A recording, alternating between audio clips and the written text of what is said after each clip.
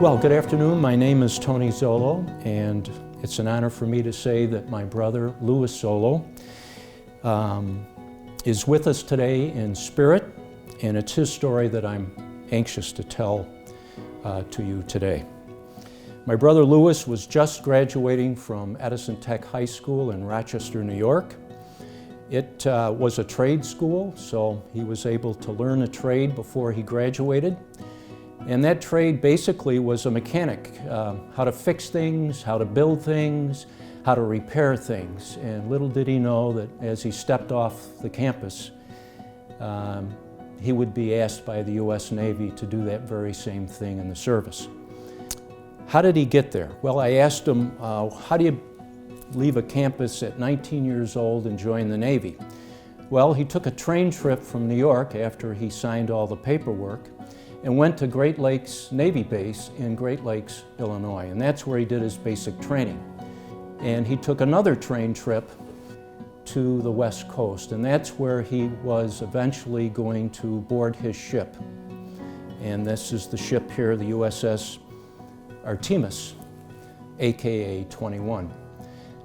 And its role in the invasion force was to support the Marines. As they went ashore, they would follow the Marines in with supplies. So from Iwo Jima, after that victory was completed, he went to Okinawa, expecting again to be involved in another invasion. Okinawa had been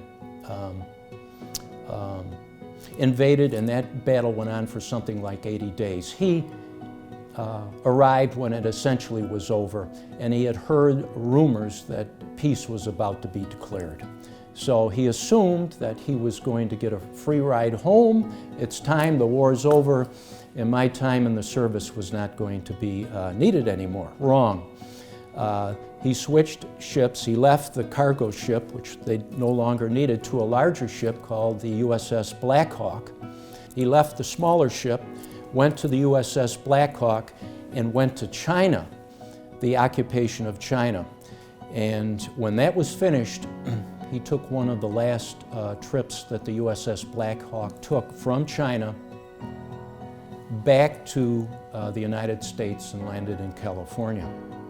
And that essentially ended his almost 3 years of service. So, life at home.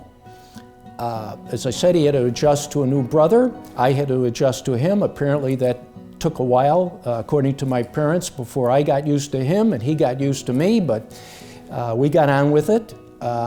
He went to school at the Rochester Institute of Technology in Rochester, New York. 3 years on the GI Bill. The fourth year of education was picked up by General Motors, and he went on to spend a 40-year career with Rochester Products, a division of General Motors. As I said, it took a long time for me to get the details of this story, and for 70 years I tried and it wasn't coming. There is almost an oath, it's almost like an oath that they take. They, meaning World War II veterans, they're just not going to talk about this. Well, in 2012, and he was all of, I think, 87 at that time, I encouraged him to go on an honor flight out of Rochester, New York to Washington, D.C. to see his memorials and to be honored for the service that he gave to this country. A flight of 60 World War II veterans, and they wanted to spend more time there. It meant more to them, so we spent a lot of time at the World War II Memorial. And he got through that. And he wasn't one for a lot of emotion. It's just matter-of-fact type stuff.